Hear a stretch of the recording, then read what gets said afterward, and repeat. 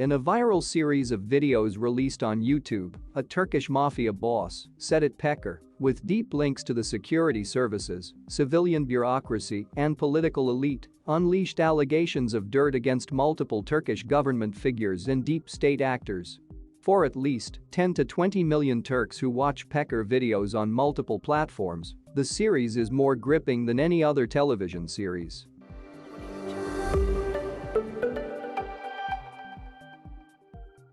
Guni Yildiz wrote about the relations of the mafia boss and the Turkish government. The series feature accusations of murder, rape, arms and drug trafficking, extortion, media manipulation, and blackmail at the heart of the Turkish establishment. The alleged criminal activities take place in a super posh marina on the coast of western Turkey, business centers and hotels in Istanbul and plazas in Ankara, as well as casinos in Turkish Cyprus. There is also a VIP cast starting with protagonists such Berat Albayrak, the son-in-law of President Tayyip Erdogan, and his brother Serhat Albayrak, Mehmet Agar, a former interior minister and police chief who allegedly has deep links and influence over the police, Süleyman Soylu, the current interior minister, and a media mogul Yildirim Demirören. Secondary characters include Turkish members of parliament, journalists with shady links to officials, and the mafia. Through his videos, he has already disturbed the slowly shifting power balance within the Turkish state and pit competing cliques against each other. The purported illegal activities are not just domestic, they are international. Actors targeted by Peker are alleged to be involved in illegal activities spanning Turkey, Syria, Azerbaijan, Russia, Colombia, and Venezuela. Peker framed his move as revenge for the ill treatment of his children at the Turkish police's hand during a raid in his home. The police operation against him was part of an investigation into his organized crime syndicate. Peker claims that he was given a tip-off about the inquiry by the interior minister, who previously extended the police protection granted to Peker. This, he says, was before he has fallen out with the minister. Learning about potential raids, he fled first to the Balkans, then to Morocco, and finally to the United Arab Emirates, where he began releasing his videos. Peker has already released 7 videos since the beginning of May. His influence wasn't affected by the fact that most Turkish mainstream media did not cover his messages for days. Even the recent conflict between Israelis and Palestinians didn't distract public attention. He plays an intense chess game pointing to potential legal moves that Turkish prosecutors could take to investigate his claims. He has already proven to be a master chess player by isolating his enemies and pitting them against each other.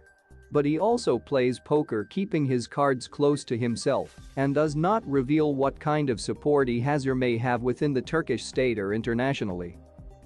Despite their high impact, these, on average hour-long regularly released videos are on a meager budget.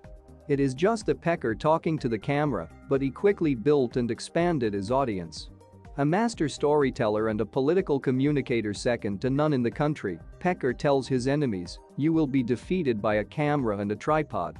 With religious and political symbols as well as books on his table, his messages include frequent references to religion, history, historical figures, and multiple ideologies. He tries to appeal to both right and left-wingers, Sunni Islamists, and the religious Alui community.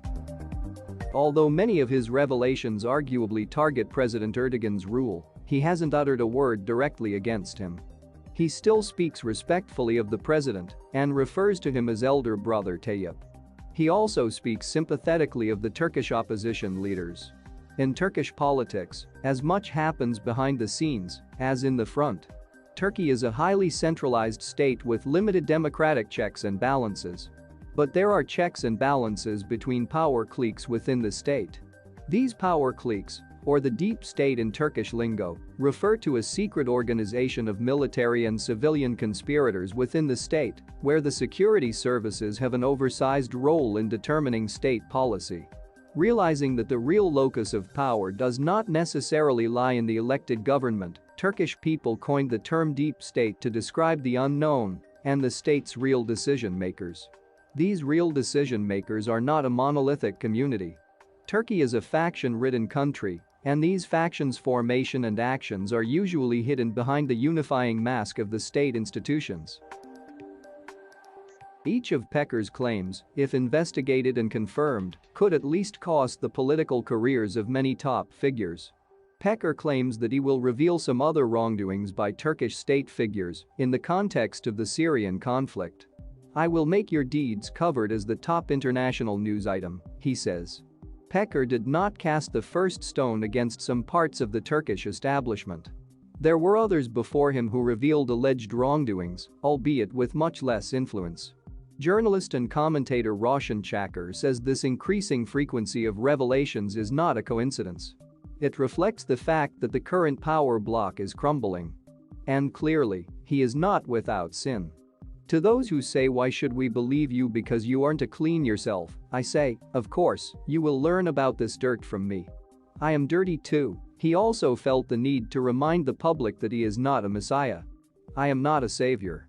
I do this because of my personal reasons. Initially, Peker was furious about the Turkish media, referring to him as an organized crime boss. After all, a few years ago, he received Turkey's leading philanthropist award from one of Turkey's leading newspapers. He was courted and received by Turkey's top politicians, artists, and media figures. This gripping drama tells a story that is also being written in the present tense. Each episode had caused some subtle but increasingly tangible effects. The question currently dominating the public agenda is whether Interior Minister Soylu will survive these attacks.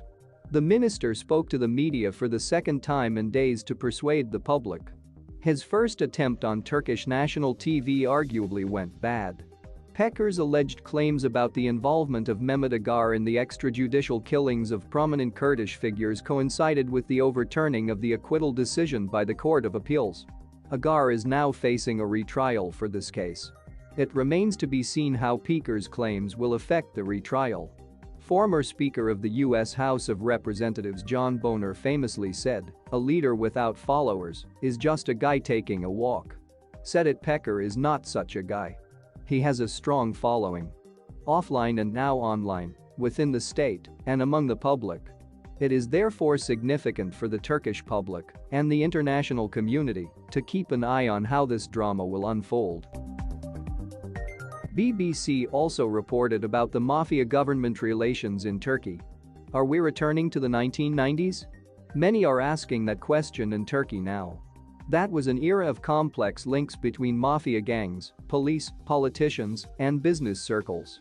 When Erdogan's party came to power at the beginning of the 2000s, it claimed that the period was over. Erdogan said there was now a new Turkey, the old Turkey was history. But Sedat Peker's claims have challenged that narrative. He was an important figure in the 1990s. In today's Turkey, much of the mainstream media is seen as a mouthpiece of the government. The economy is suffering, hurt even more by the pandemic. So millions have turned to this mafia boss's YouTube channel.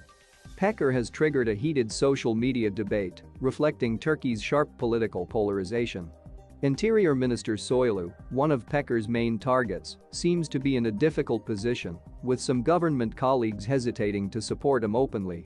Some believe that if Erdogan wants to convince his electoral base, he has to say more, otherwise, these allegations may damage his party's support. The mafia boss linked Mehmet Agar to a shadowy deep state, a term often used to describe alleged secret connections between politicians, security forces, and organized crime in Turkey. He has not yet commented on the allegations. His son Tolga is a member of parliament in Erdogan's party. In one video, Sedat Peker also alleged that the son of ex-Prime Minister Binali Yildirim had links to drug traffickers and had gone to Venezuela early this year on drugs business. Binali Yildirim called the allegation slander and the biggest insult. He said his son had gone to Venezuela to distribute COVID-19 test kits and protection. Binali Yildirim was prime minister in 2016 and 2018 under President Erdogan. Consequently, senior AKP officials have been unusually silent about the whole crisis and haven't released meaningful statements or conducted a social media campaign to defend the interior minister, who many have predicted could eventually replace Erdogan. Tim Ash, a Turkey analyst, said it feels a bit like Erdogan and al-Bayrak are being spared the worst of this, and with Erdogan seemingly letting this run, it looks like Erdogan and al-Bayrak see this as an opportunity to cut Soylu down to size. No doubt many of his rivals in the AKP are watching the whole thing with pleasure because it might take Soylu down.